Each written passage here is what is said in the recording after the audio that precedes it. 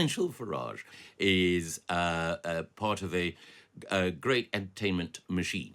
He is not someone who can govern this country. Reform is a giant ego trip, not a serious programme of alternative change. Nigel Farage provides amusement and diversion. What he does not provide is authority and good governance. Two of the finest politicians of their generation go head to head. Now, I don't mean not so dishy-rishy or charisma-free Keir Starmer. I'm talking about a political panel that's found its place in a world where we've had enough of experts. I speak, of course, of Cabinet Minister Michael Gove, smiling through gritted teeth between now and July the 4th, and fresh off a pink bus and increasingly giddy, former Deputy Leader of the Labour Party, Harriet Harman. Michael, I want to play to you what the Defence Secretary Grant Shapps said to Times Radio Breakfast this morning, and then come back to you. Let's just have a quick listen. It's possible to win the election. Do I accept it's not the most likely outcome? Yes, I accept that. I'm a realist. But I also think that when people start to narrow down on this focus, and in particular, I've noticed this with talking to people on the doorstep where they have been perhaps toying voting in another direction and then realising that just gives Starmer more power. So, Michael Gove, winning for the Conservatives, says the Defence Minister, is not the most likely outcome. Discuss. Well, I think, as the Defence Secretary pointed out, looking at the opinion polls, and of course we can't be guided completely by them, people know that there is a strong chance that Keir Starmer could indeed be Prime Minister. I don't think that's a massive revelation. It's not perhaps Times Radio's biggest scoop. And as I think the Defence Secretary was pointing out, people can ask themselves a series of questions during the election. One of them is which party they prefer. The other one, of course, is whom they would prefer as Prime Minister. Only two credible candidates, Keir Starmer and Rishi Sunak. The third, of course, is if it is the case that you think that Starmer is going to win, do you want him to be in a position where he can rule, in effect, unchecked? Where the nature of the opposition that he faces will be diminished or marginalised. And it is a big question because everything from the allocation of select committee chairs in the House of Commons through to the sort of bank of talent that's there in the House of Commons depends to a significant extent on making sure that if it is Starmer, that there is a strong Conservative cohort there, the next generation, the generation succeeding it, in order to provide that opposition. Do you think people are really going to vote in a way that recognises Labour is going to win, but will vote in a way that they don't get too big a majority? I mean, how do you do that? Well, I think naturally I'm going to ask anyone to vote Conservative wherever they can. And again, a vote for any other party, in effect, except in one or two unique situations, will facilitate Keir Starmer being in number 10. So if you fear that Starmer's going to be Prime Minister in line with the polls, then voting Conservative is the best way of making sure that he would face a strong and effective opposition. The other thing, of course, as well, is it's only by making sure that there is, in the rest of this campaign, an effective opposition, that the questions that are still unanswered by Labour about tax, particularly council tax, in the last 48 hours, I think Labour politicians have equivocated on whether or not there might be new council tax bans. It's only by maintaining that pressure that you will actually get democracy being well served. Harriet, when you were on first on a couple of weeks ago with Michael, I asked you about the idea of Labour maybe having too big a majority. At the time, you didn't seem too worried about that. Have you changed your mind? Well, I think I was being over-optimistic at that point, and I've settled down a bit now and sobered up and realised that actually it's like as recently as 2019, the voters delivered us 162 more Tory MPs than Labour MPs. And that is a mountain for us to climb electorally.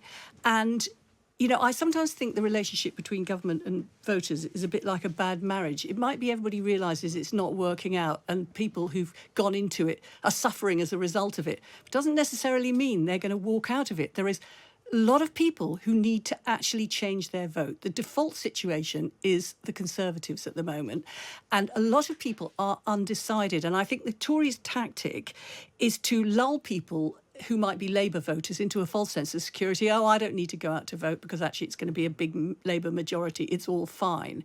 So I think that is part of their tactic, as well as trying to frighten their own side with suggestions of tax rises. So I think on the doorstep in our target seats, they're very focused on this very big group of people who have really got disaffected with the Tories but haven't actually made up their mind that there should be change yet. So that's for us to prove. So your biggest worry is not too big a majority, but that you'll have a decent majority now. Yes, I just think that we mustn't lose sight of the mountain that we have to climb. And one of the reasons why it hasn't felt like that is because the by-elections have been so stonkingly in Labour's favour. We've had defections, we've had polls. But the bottom line is last time the British public went out into the polling booths in a general election, they thumped us. And to make that change, we have to do a lot of convincing of people. And that's why the Labour strategy is absolutely trying to push back on the Tory scaremongering about tax and reassure people that that we won't be what the Tories are characterising. But can I just say something about Michael saying we need people to vote Tories to be an effective opposition? The point about the Tories at the moment is I don't think they can be an effective anything. I don't think they can be an effective government, and we've got plenty of evidence of that, but I don't think they can be an effective opposition either, because they are absolutely fundamentally struggling internally. And I think if Keir Starmer does get elected, he's going to have to be very careful that he recognises that people want to know that even if they didn't support the government, they are going to be heard. And even if they've got different views from the government, they will have an impact. So he'll have to embody understanding dissenting views, because I think the Tories are a rabble now, and I can't see any sign of it improving after the election if they're in opposition, let alone, God forsake, if they're in government. Michael, you're not up to being in government and you're not up to being in opposition. Well, again, Harriet can't choose who the opposition are. Is the opposition going to come from the campaign group within the Labour Party or the Liberal Democrats? If it does, then the already leftward drift that the country is likely to face would only grow. So if you are concerned about whether or not there may be tax increases, if you're concerned about the overreach of the state, if you're concerned about the leftward drift in institutions towards political correctness and wokery, then the Conservative Party is the only force capable of acting as a bulwark against that. And the idea that reform will, that Richard Tice and Nigel Farage, the not-so-chuckle brothers, the idea that they will is, of course, absurd. They're a Potemkin party. They don't have roots. They don't have activists or members. It's a private company, as far as I understand. And the people whom they've picked as candidates have, how can I put this, eccentric views on a variety of questions,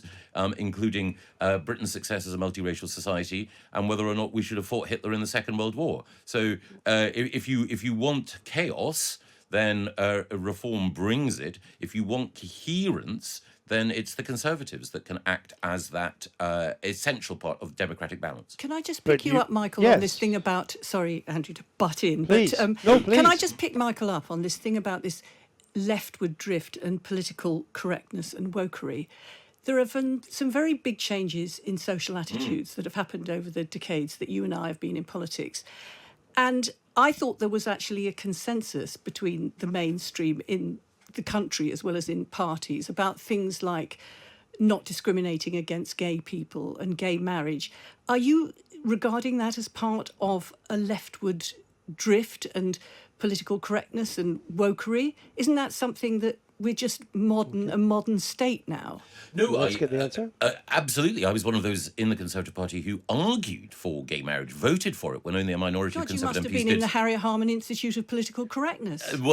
Harriet, there are many things that you've done and argued for that I've admired and agreed with, but it's also the case that we can see on a wide variety of issues, attitudes towards our past, attitudes towards our institutions. You mean like D-Day, that sort of thing? Well, I'm thinking about what's happening in higher education at the moment and the way in which we've seen people like Kathleen Stock, for example, who's a gender-critical feminist who's been driven out of Sussex University. The only people standing up for her, and Kathleen Stock is not on the right of politics, the only people standing up for her were people like Kemi Badenoch and others who were prepared to say that universities parties should be places where free speech is respected and where gender-critical views should be cherished. Well, let me, Harry, you raise an issue. Michael's got onto an issue there that I'm going to be talking to Rosie Duffield tomorrow. She's the Labour candidate in Canterbury. She's made a stand on women's rights, not that different from the academic Michael was talking about there. She's received death threats, abuse so serious she's had to cancel election hustings in her constituency. Michael Cashman, he's a Labour peer, accused Rosie Duffield of being, quote, too frit or lazy to attend hustings. Isn't that insensitive, bordering on disgusting after what happened to Joe Cox and David Amos? Well, Rosie Duffield is neither frightened and timid, nor is she lazy. That is an absolute fact. And I think it's right that Michael Cashman has had the whip suspended. But I think that there's two things about this. One is about the trans issue, which I'll mention about in a second. But the other is about the climate of political threat in this election. We've had Jess Phillips saying that she doesn't go to pre-announced events anymore. We've had Nigel Farage on 2 occasions having things, firstly, powder and then a milkshake and then stones thrown at him. So what mindset would lead Cashman to say that? Well, let me just finish this point about threats and violence in elections, is that we do need to have what I've been arguing for ages, which is a speakers conference which brings together the social media companies, the leading broadcasters, the newspaper editors, all the political parties, the police, the Electoral Commission, and says, what do we regard as free speech in our democracy and what is threats and intimidation which prevents people doing their democratic engagement?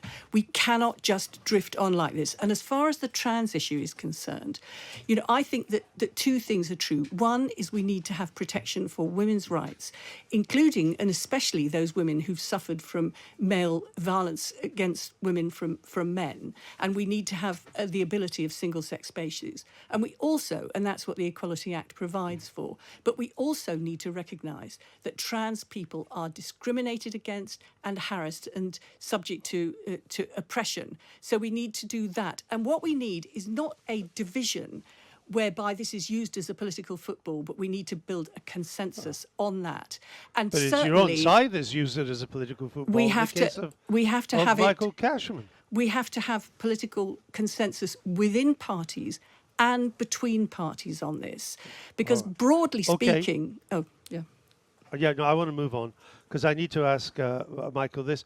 Nigel Farage says he might be the next Prime Minister after Keir Starmer. What do you make of that? Ridiculous. Why? Nigel Farage is part of a great entertainment machine. He is not someone who can govern this country. Reform is a giant ego trip, not a serious programme of alternative change. Nigel Farage provides amusement and diversion. What he does not provide is authority and good governance. Right. See, what you say is a sign of the splits to come in your party now, because post the election, as you try and put the pieces together again, there'll be people like you who think Nigel Farage should play no part in that, in a revival of Tory fortunes, but there will be others in your party that think he'll be essential to it. You could rip yourselves apart over this. No, I'm going to win all of those arguments.